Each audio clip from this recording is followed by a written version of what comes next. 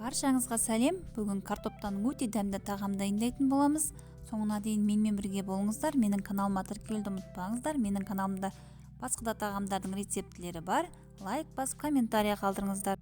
Алдымен суға піскен 2 картопты езіп аламыз.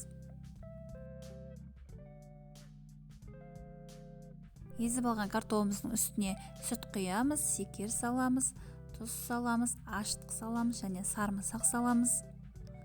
Жұмыртқа саламыз, ас көк саламыз, паприка салып, массаны араластырып аламыз. Аздап ұн салып, бетін жауып 1 сағатқа қойып қоямыз.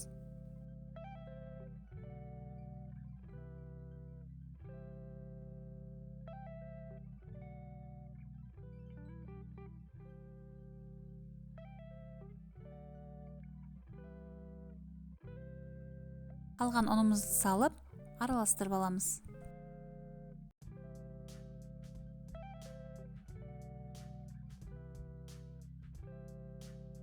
Қамырымызды кондитерлік мешокқа салып аламыз.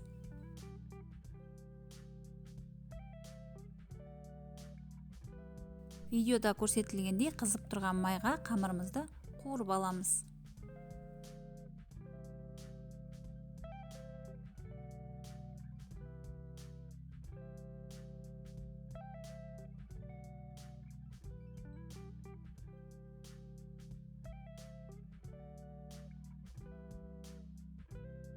Мінекей біздің картоптан жасалған тағамымыз дайын болды. Сондай дәмді, ерекше болып шықты. Сіздер де жасап көріңіздер. Жасап көруге кеңес берем. Менің каналыма тіркелуді ұмытпаңыздар.